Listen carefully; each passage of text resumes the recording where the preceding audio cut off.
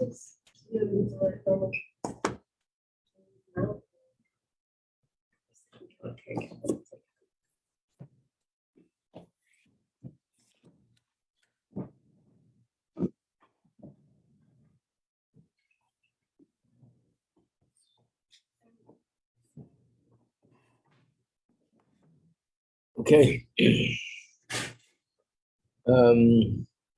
So I just want to start with something before we do the mimer. I just thought I'd get to it in the afternoon, but we didn't get there. So there's three things that we do before Rosh Hashanah. I'm going to pass this around. Liron, if you don't mind. Pass it around.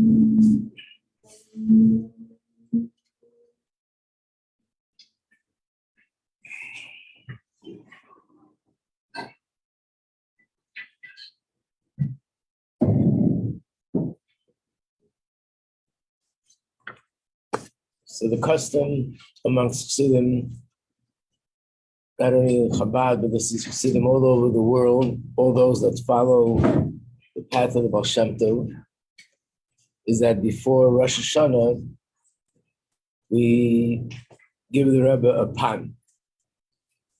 So the word pan, I'll soon give out a sheet. The word pan is two letters, Pei, Nun. And it stands for the words Pidyon Nefesh, redemption of the soul.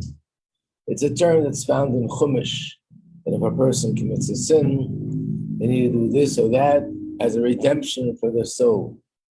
So basically the pan is asking the Rebbe to daven for us for the new year. Thank you very much. Thank you. To daven for us. And it's interesting that, generally speaking, any request that a person has, the way it used to be was you send a letter in to the Rebbe. Not only people from overseas or out of town, but even people who lived in Crown Heights, the opportunity to see the Rebbe once, face to face, that was once in a while, maybe once a year. But and the recent years, the Rebbe introduced the dollars.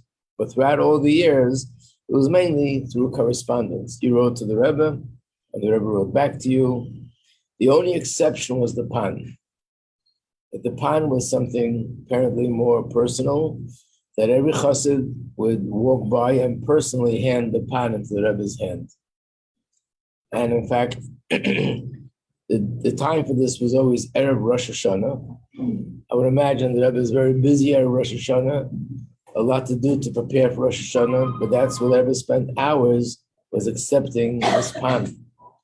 And in the recent years, as the crowd grew bigger and bigger, the Rebbe would start receiving the pan 3 days before Rosh Hashanah. There were lines, and every day new people came, so there were new lines. And then the Rebbe started accepting panim from the day of Slichas. So sometimes it was more than 3 days.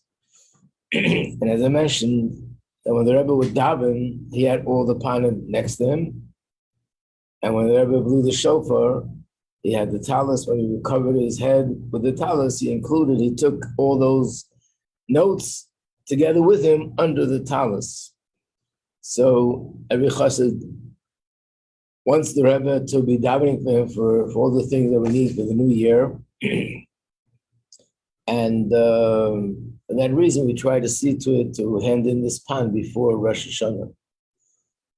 So I have here, there's a text, there's a nusach, which is traditional, I guess, from way back when, from the Baal Shem Tov. There's one part of the text that the Rebbe said to make a change, but what I have in front of you, this is something which was always done, and the words are Ona. Let me give it out.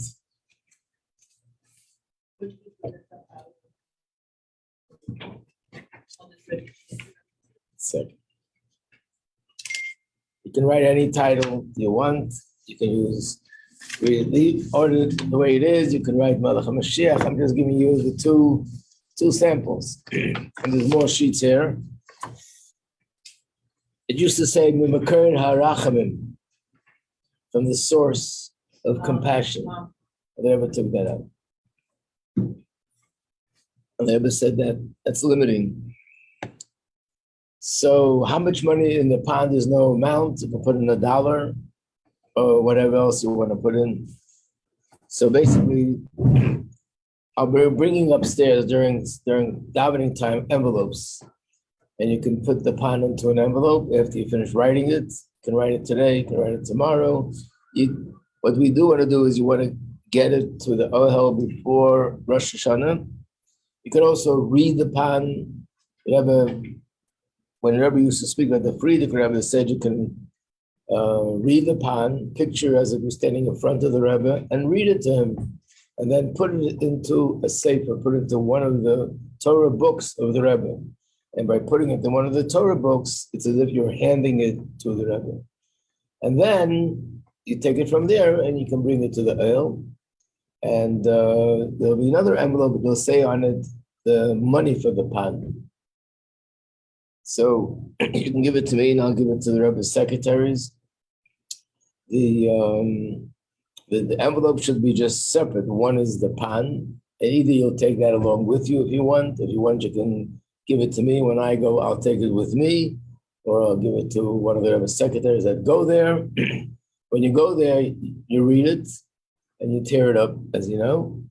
However, if you go there these days, it might be so crowded that there might not be time to read it. You'll see what happens. So you can read it as you're walking in, as you're approaching. But anyway, this is number 1. Number 2 is Keren Hashanah. Keren Hashanah is also a fund that the Rebbe established specifically for this time before Rosh Hashanah. And it's called, Keren means a fund, Hashanah means for the year. Can you find me Rabbi Page class, please? I'm sorry. Rabbi Pape's class? Yeah. It's a clever bee. It should be smart enough to figure out its own attendance. I don't know how you switch. Chana, she's the expert. Wait, I thought when you were writing a pen, you don't open it there. And you write a pan, you don't have to open, you just put it into a sefer. That's how you're giving it to the Rebbe. And then if you can, you bring it to the Ohel. You don't have, but at least when you put it into a sefer, with that you're already Masarta Kvar Rebbe. It's not about opening and looking for an answer. Pan, you just give it in. Keren Hashanah is the fund the Rebbe established. The Rebbe explained 2 reasons, and I'm sure there's more than that. And number 1 is like this, that you're supposed to be giving tzedakah every day. And sometimes we forget to give tzedakah every day. So the Rebbe made this Keren, this fund. The Rebbe himself gave tzedakah every day from that fund.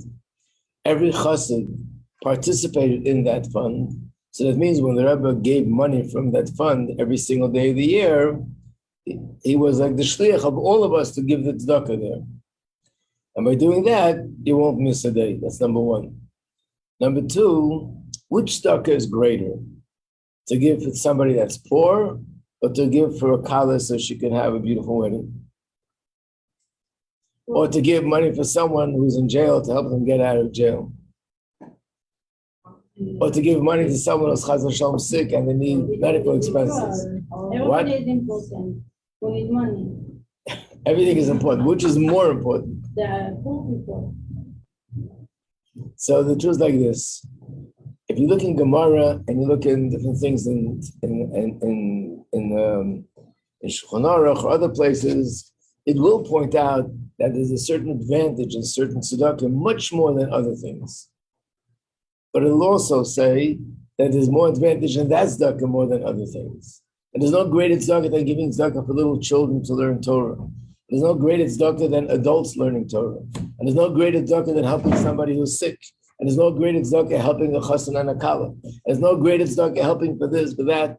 Basically, each tzedakah has something unique, a certain unique advantage and a certain unique bracha by giving for that tzedakah like nothing else.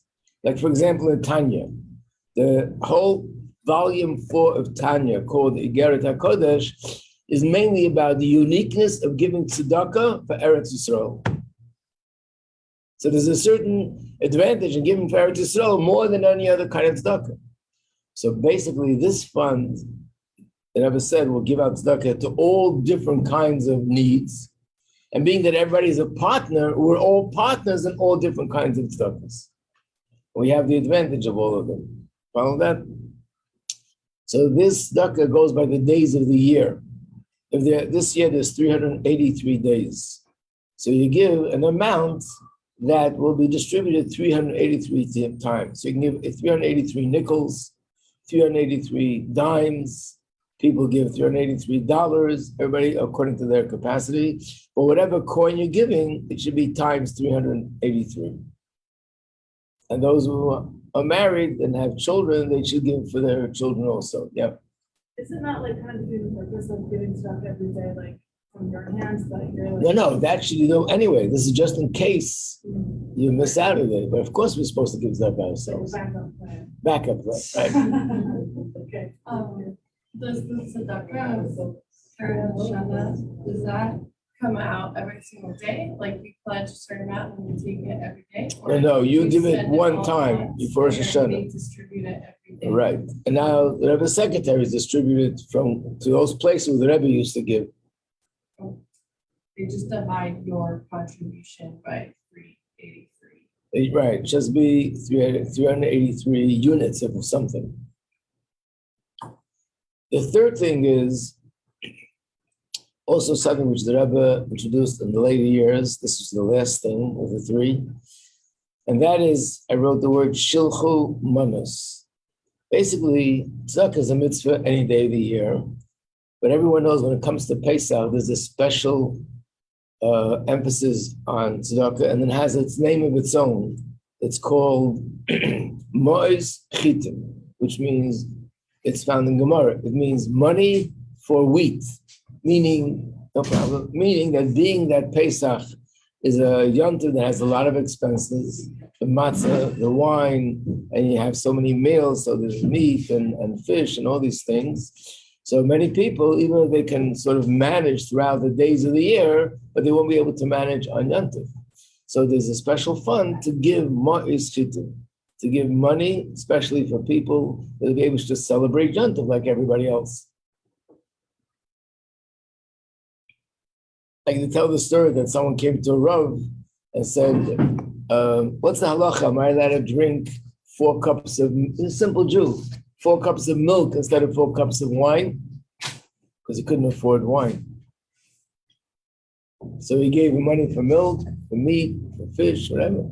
So his wife asked him, he only asked you about the wine. He said, yeah, but if he's planning to drink milk, obviously it has no meat either. So therefore I gave him money for milk, for wine, and for meat to have a meal.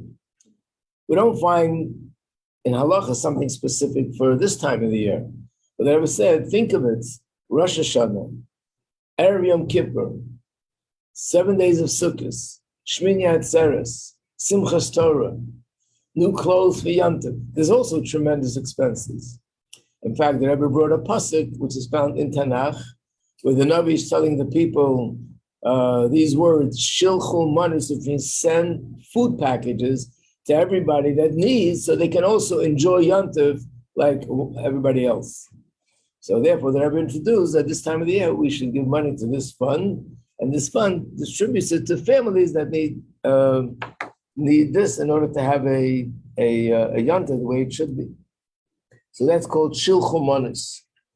So again, I'm going to bring up these envelopes, blank envelopes, and you can just write on the envelope whether they want the money to go for, which one is for this, which one is for that, which one is for the pan, and try to do it before Rosh Hashanah. Even if you don't, the mere fact that you put it in the envelope in a certain way, it's as if you already gave it because it's in the envelope for that purpose. Which, by the way, reminds me of an interesting thing. Once someone asked me about traveling, said they travel somewhere, they're in a hotel, and they never took pushkas along with them. What do you do? or they're staying in a friend's house and there's no pushkas there. So I want to just say that a pushka is not only a box. Anything you put envelope, you put money in an envelope and you write on the envelope, this is tzedakah, and you put it in the envelope just like you put it into a pushka, it's all the same. It's a practical advice, which I found this in a letter from the Rebbe to someone. What? I said I have one in my car. What, a pushka? Yeah. Yeah. Well, the Rebbe said people should have a pushka, chitas. Some people the Rebbe told to have zuzah there. Okay, so here you have the sheets. Anyone that wants, after class, you can pick it up. We just write our names on it, or do we write? Well, basically over here it says Ana, which means I'm asking La'er to arouse Racham and Rabbin, great mercy, Aguri for me. So after that, you write your name and your mother's name. After that, you can write and for anyone else that you want to mention for a bracha. First of all, the bracha should be the general bracha, Ksiva Chasima Teva L'Shana Teva V'Sukkah, to be written and inscribed for a good year. And then if there's anything specific, like a specific bracha that's needed, you can add that, or a specific person, you can add.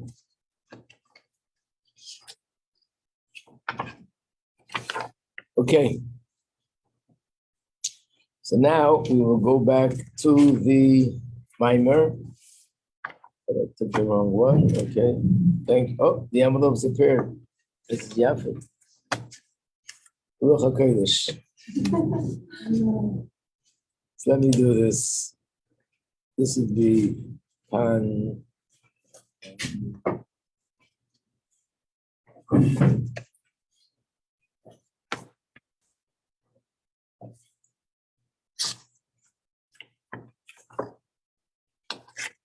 Okay.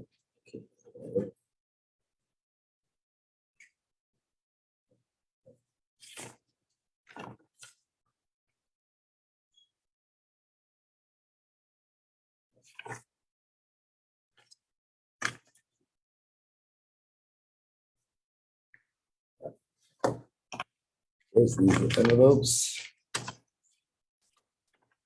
This is for the third thing, this is for Karen Hashanah.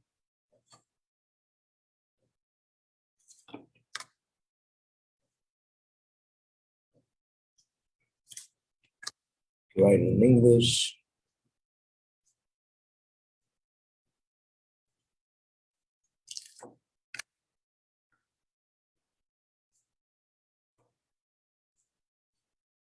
Which one you put the 300?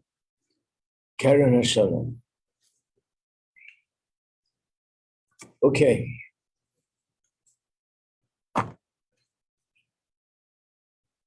So yesterday we were talking about, the Alter Rebbe says, what happens if I think about the situation, how pitiful it is, it'll arouse mercy, and that mercy and that compassion will help sort of bring the love for Hashem to the surface. What if that doesn't help? Then I should think of the mashal that, look, a person normally feels pain. Every organ in the body, you feel the pain, even if it's the toenail. If chas v'sholom, I don't feel pain, it means there's a disconnect between the toenail and the source, which is the brain. So if I don't feel the pain and I don't feel the compassion from the fact that I'm so distant from Hashem, that means that, God forbid, that I'm cut off. And that should make the person feel even more compassion for his godly soul, that it descended to such a low place. And whatever that doesn't help, then something needs to be done to sort of crush that coarseness of the guf and the nefesh bahamas. So what is it? So what we learned yesterday was, he says that it's those things that people used to do to sort of self-inflict pain, so that this would sort of crush the guf. And then we went into this thing that, however, today we don't do this. In fact, in the booklet, if you look on page, let me find the right page, the Mazricha Magid had a son. And this son was a very big tzaddik. and his name was Rabbi Avram. But the Chassidim called him the Malach, the angel. And the reason why they called him the angel was because he simply lived like an angel.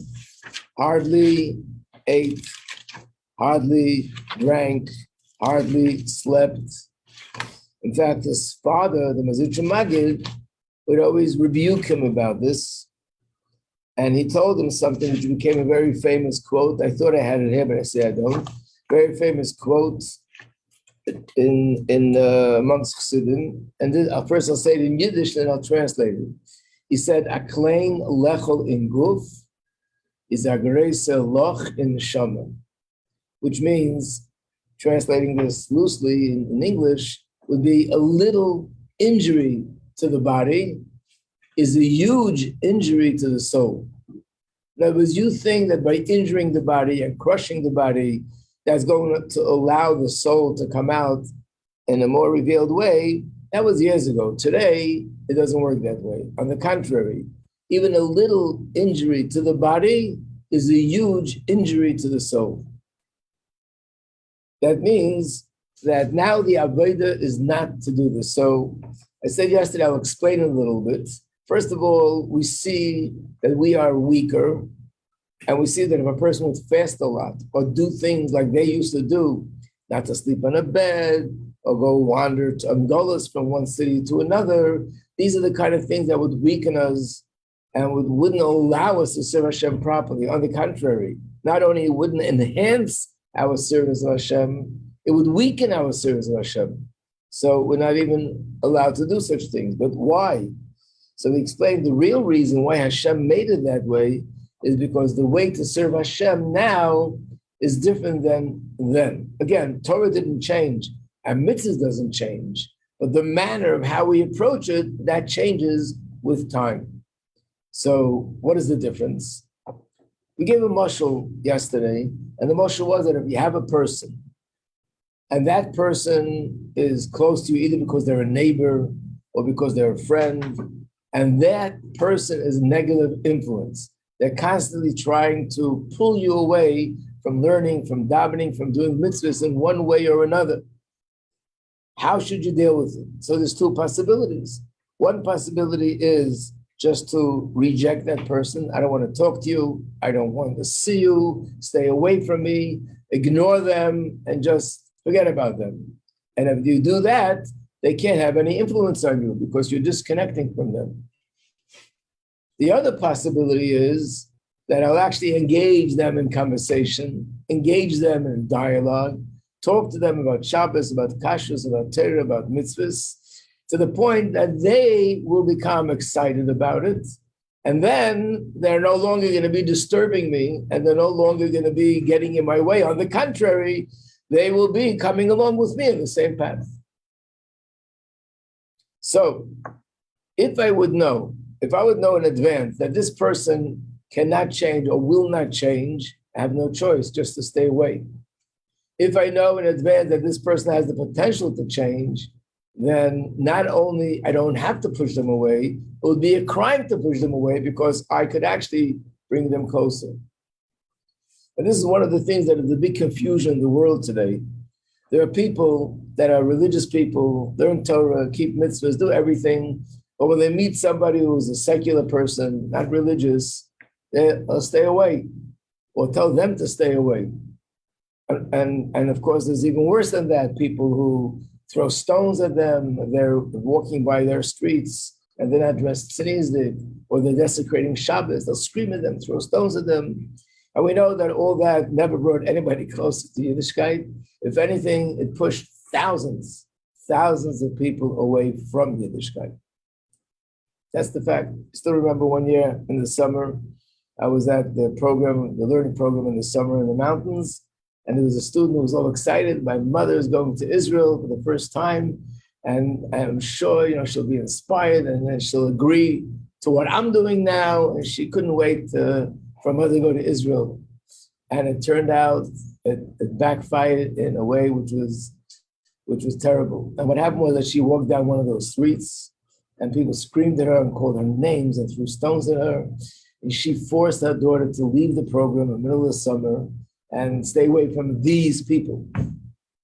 So there's nobody that ever got closer to that. But years ago, this was some sort of an approach of somebody who was really sort of rebelling to reject them from the community. And clearly, there's a difference between the way things were done years ago and things done today. I mean, you don't need to be a rocket scientist, because today you see there are not tens of thousands, but hundreds of thousands of people, when they were exposed to Yiddishkeit, they turned around. So it's a crime to do it any other way. But the same principle applies with the world at large. To give an example, we have something similar to this when the Torah was given. Some of you might remember this because it's a very famous sikh of the Rebbe, where the Gemara says an interesting thing, that the reason why we're up all night Shavuos is because when Hashem gave the Torah the first time, and he came to the Yidden to give them the Torah, at dawn, they're all sleeping. And Hashem said, how come I came? There's a pasuk, Madua Basi, Veinish, I came and there's nobody there, nobody home. They had to wake him up. So in order to correct that, we're up all night. But the question is sort of begging, what do you mean they went to sleep?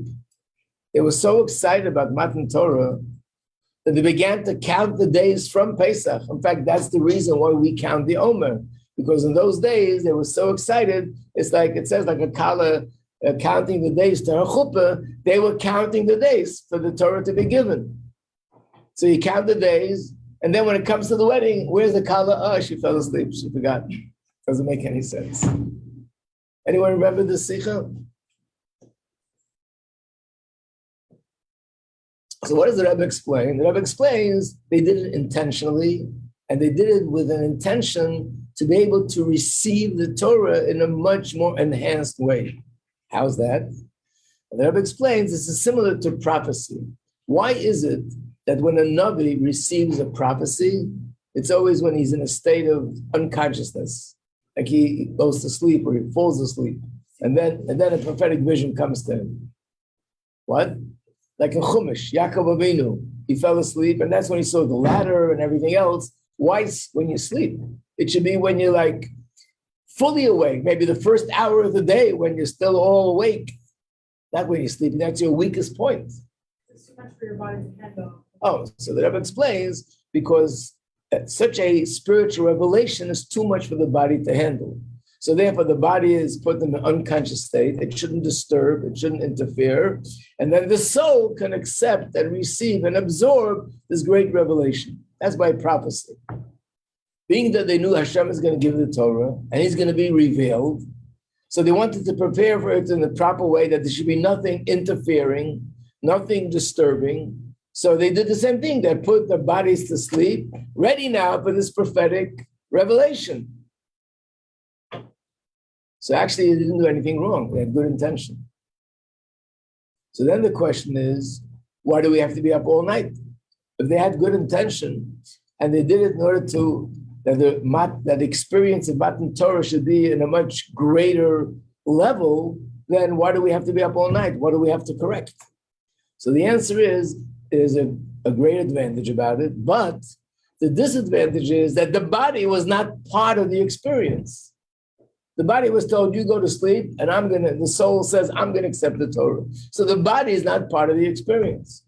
So therefore, we have to be up all night, indicating that now we're going to do it differently. We'll have the body being part of the experience of Matan Torah. So the question is, so why did they do it that way? So did they do something wrong? And the answer is like this. When they did it, it was right. When we do it, it would be wrong. Why is that? Because, again, if you're familiar with the Sichos and Maimarim, the key difference between before the Torah was given and after, before the Torah was given, there were also mitzvahs. Avram, Yitzchak, Yaakov, the Shvatim, they observed mitzvahs, they served Hashem. So what was the key difference between before and after?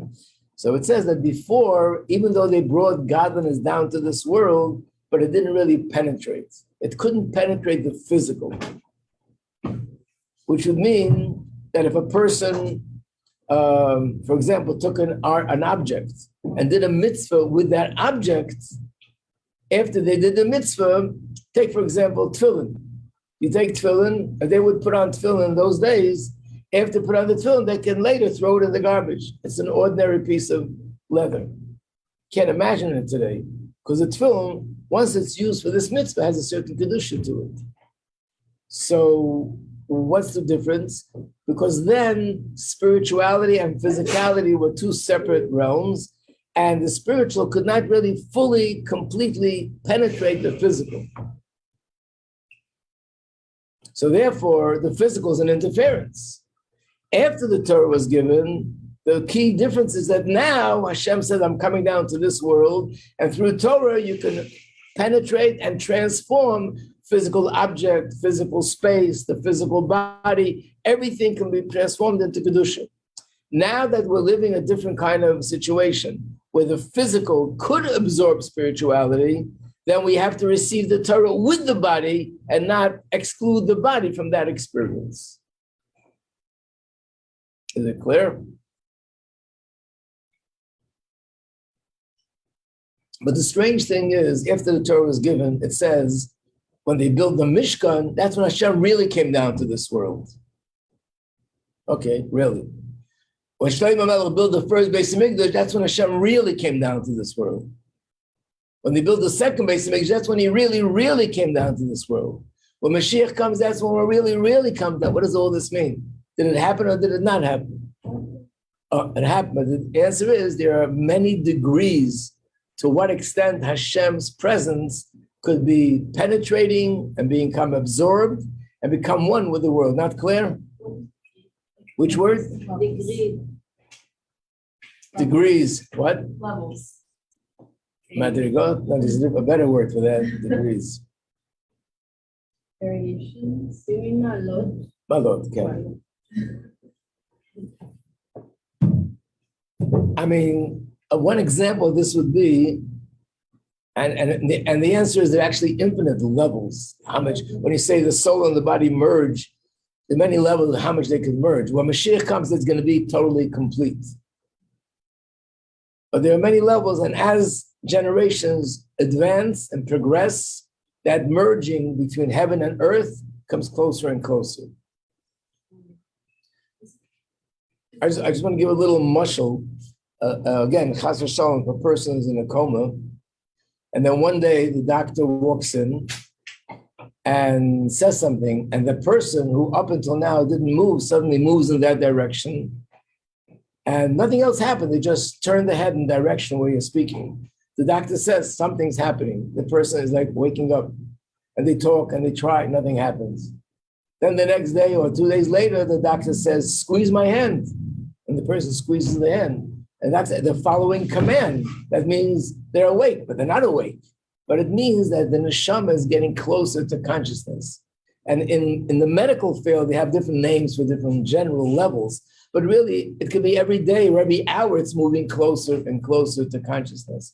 So the merging of heaven and earth, ruchnis and gashmis, godliness and physicality, started when the Torah was given. And since then, it's constantly moving closer and closer. When Mashiach comes, why will it be that then we'll see godliness all over? Everyone will have prophecy. There'll be only good. There won't be a Yetzer Hara. There'll be a Beis Hamikdash.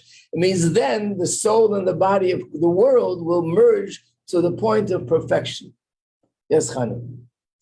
I was thinking that, is this similar to the concept of how the Shekhinah was kind of banished like several times? Right. Higher, and then Seven generations that the Shekhinah moved away, and now it's coming and then back. 7 generations it came back down It already. when the Torah was given. But even after the Torah was given, there's still many degrees of how much it could become closer and closer and more, more connected to the physical world. Will that be like the same as before, or it'll be like No, in a we're different, moving ahead, right? moving even Yeah. further? Well, what was done was already done. Now it's deeper and deeper and more connected.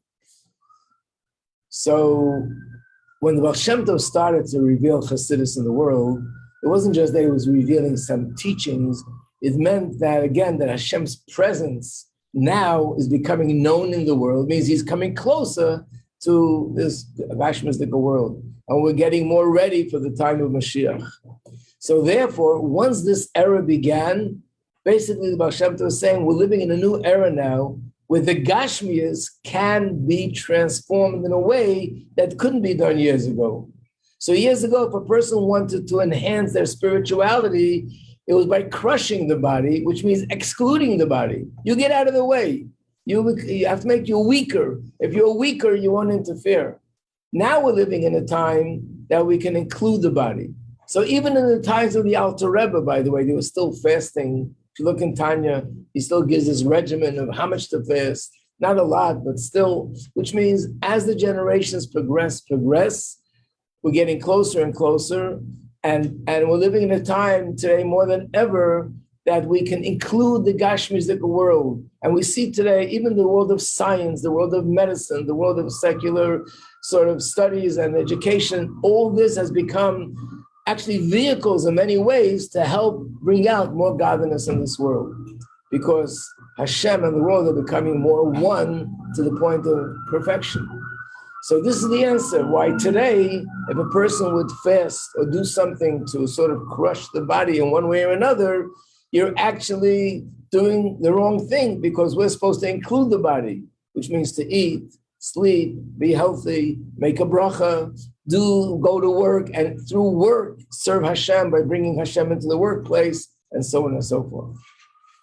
I once had a student here, I'll get to in a second, that she worked in another Hasidic community, and she taught secular studies. And she gave a class, and the principal called her in and said that we had a lot of complaints, and if this happens again, you'll have to leave. It's just not our way. She had no clue what he's talking about. She was teaching the law of supply and demand. Supply and demand. When there's a bigger demand for certain merchandise, the price goes up. So she gave an example of an esrog. An esrog is a fruit. If you buy it any time of the year, in Italy, you'll pay $3.25. Sukkos, you pay $300, $400, because there's a bigger demand. So they said, no, you're not allowed to do that. What did I do wrong? Esrog is something very holy. You can't bring that into a secular classroom. In other words, their approach was holy is holy, secular is secular. The Rebbe's approach would be whatever you're teaching, whether you're teaching math, teaching science, you're teaching anything that you can bring in something from Torah is even better, because then you're elevating whatever it is that you're teaching. You're including it into the spirituality. Yeah.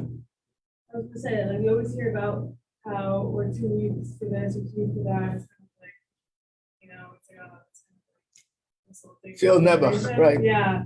But like, that's a nice way to look at it instead, where it's like, no, not just that one week, like it's Hashem's plan so that we can like take our group on. Right, that's the deeper reason, right? Yeah. Right, so if you have to look at it from halacha or 2 week, but if you look at it on the deeper level, we're so close to Mashiach that now there's no need, to distance ourselves from the Gashmis. We can include it in our ruchnis. Again, we see today there are people who give lectures and they talk to others about Yiddishkeit, and they use their knowledge in science or their knowledge in math or their knowledge in medicine, whatever it may be. And there was a professor, and let him live and be well, a Professor Branover, a brilliant physicist. And he would speak all over the country in different countries. And he really inspired a lot of people with Yiddishkeit. But his inspiration, he writes in his book that he was an atheist. He didn't believe in anything, God. And he became a person who became a chassid at the end. And because of that, they were able to listen to him. They can identify with him. And he spoke to them with the terms of physics and bringing things from physics. And that's how he was able to reach them. So on the contrary, not only his knowledge of physics and his world of physics didn't sort of interfere with his Yiddishkeit, that became a tool to bring such things that you could never have done otherwise. It's not called Tzaddik B'Barbato. What? It's not called Tzaddik B'Barbato. That if someone like only can do it. Yeah, okay. So, the mitzvah of teaching others always existed, but it was a certain degree. certain areas, like in this case, if my guf is interfering with my Yiddishkeit, so they used to have Yisurim, they used to have Galut, they used to do Tzom, all sorts of things to break the guf. And in that area, we say, today we don't need to do that. The guf needs to be healthy. And you have to serve Hashem with the guf, not exposing the guf. So then the question is, how do we apply this thing with the red turning white? Okay, we'll have to do that tomorrow, with Hashem. Yeah. Yes. Is there any source in the Torah that alludes to the exact date or approximate date of when she will be revealed? I understand that it's part of the process. There is? Yeah. How come we don't see it? Oh, you didn't know? It's the 26th of Elul, Okay. 5783. You didn't hear about it, okay.